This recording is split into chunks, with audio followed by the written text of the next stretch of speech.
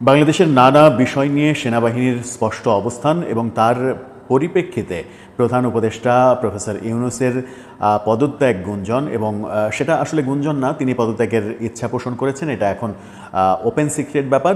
কিন্তু শেষ পর্যন্ত তিনি পদত্যাগ করবেন কিনা, পদত্যাগপত্রের ড্রাফট মানে রেডিও টেলিভিশনে যে ভাষণ দিতে চেয়েছিলেন সেই ড্রাফটও তৈরি করা হয়েছে, সেরকম খবর নিশ্চিত করেছে যখন প্রথম আলো। তখন এই খবরও আসছিল যে সেনাবাহিনীকে একটা জবাব দেওয়ার জন্য জুলাই ঐক্য তৈরি করা, ঐক্যের ডাক দেওয়া হচ্ছিল নানা দিক থেকে, এবং সেই ঐক্য প্রতিষ্ঠিত করে জুলাই বিপ্লব যারা করেছে, যে সকল দল অংশগ্রহণ করেছে, সমস্ত দলের একটা বড় শোডাউনের আলোচনা যখন চলছিল, তখন আমাদের সবারই অপেক্ষা ছিল আদতে যে বিএনপির অবস্থান কি হতে পারে, বিএনপি তার অবস্থান কি ব্যক্ত করতে পারে।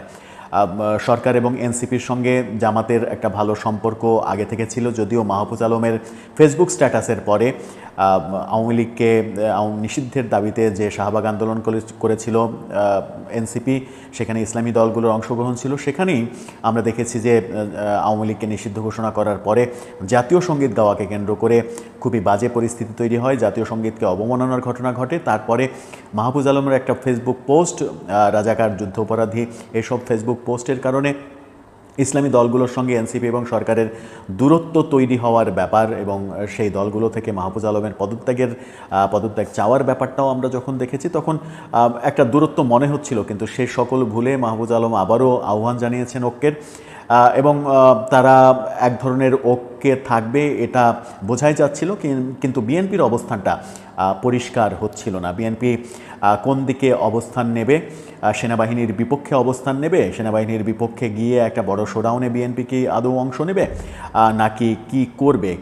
অবশেষে বিএনপির অবস্থানটা স্পষ্ট জানা গেল। বিএনপি নেতা সালাউদ্দিন আহমেদ তিনি ডিবিসি নিউজে এক সাক্ষাৎকার দিয়েছেন, সেই সাক্ষাৎকারে নিশ্চিত করেছেন সেনাবাহিনী ব্যাপারে বিএনপির অবস্থান, এবং সেনাবাহিনী ব্যাপারে বাংলাদেশের জনগণের অবস্থান কি সেটা মূলত বলতে চেয়েছেন তিনি। খুবই ইন্টারেস্টিং। এবং এই সাক্ষাৎকারের পরে, এই খবরের পরে অন্তত এটুকু বলা যায় যে সেনাবাহিনীর বিরুদ্ধে যে ধরনের আয়োজন করা হচ্ছিল, যে ধরনের শোডাউন করার প্রস্তুতি নেওয়া হচ্ছিল, সেটা বোধহয় আর হচ্ছে না। সেই কার্যক্রম থেকে ফেরত আসতে হচ্ছে। এখন সেনাবাহিনীকে আস্থায় নিয়ে সরকারের সামনে এগোনো ছাড়া কোনো পথ হয়তো আর খোলা থাকবে না। কি বলছে বিএনপি, কি বললেন সালাউদ্দিন আহমেদ, কি জানালেন সেনাবাহিনী সম্পর্কে, সেই আলোচনাটা করবে এই ভিডিওতে। বলছিলাম প্রফেসর ইউনূসের পদত্যাগ বিষয়ে বিএনপির অবস্থান কি। যদিও বিএনপির একাধিক নেতা পদত্যাগ না করার আহ্বান জানিয়েছেন, কিন্তু সালাউদ্দিন আহমেদকে এখন ফ্রন্টলাইনার নেতা হিসেবেই আমরা জানি। তিনি যে কথা বলেন বিএনপির অবস্থান থেকেই বলেন। তিনি তার অবস্থান এবং বিএনপির অবস্থান কি হবে সেটা মোটামুটি স্পষ্ট করেছেন ডিবিসি নিউজকে।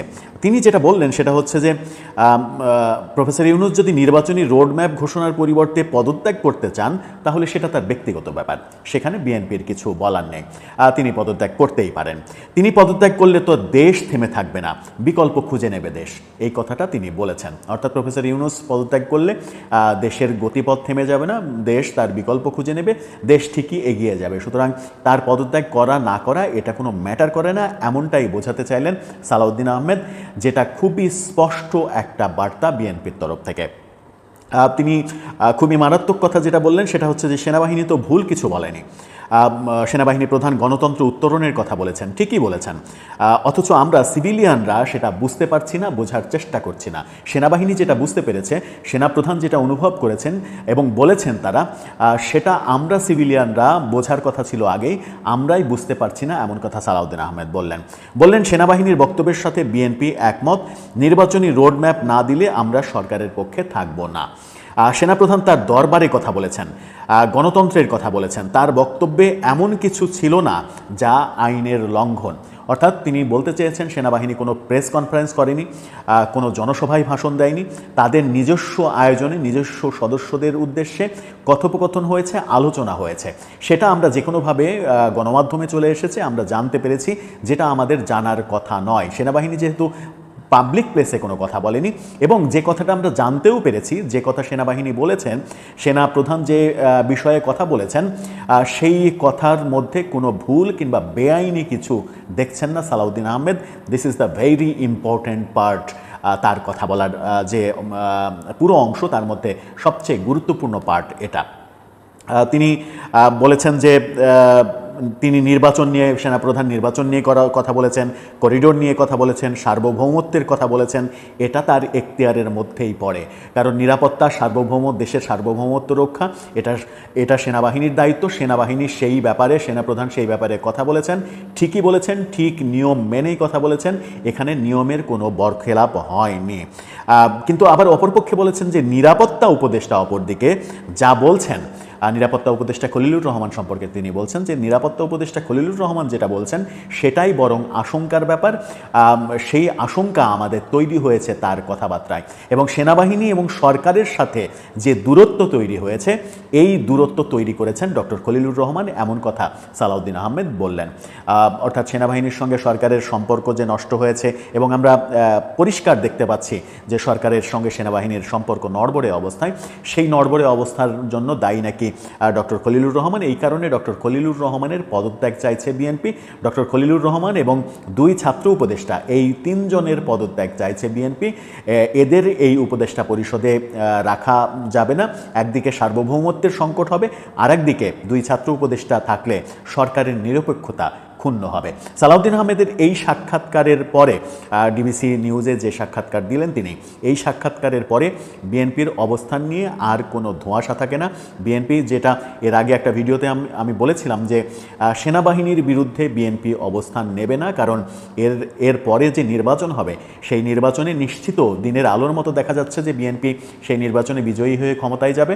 আর ক্ষমতায় গিয়ে দেশ চালাতে হলে সেনাবাহিনীর সাপোর্ট দরকার, সেনাবাহিনীর সঙ্গে কাজ করতে হবে। সেই সেনাবাহিনীকে তারা খেপিয়ে তুলবে না।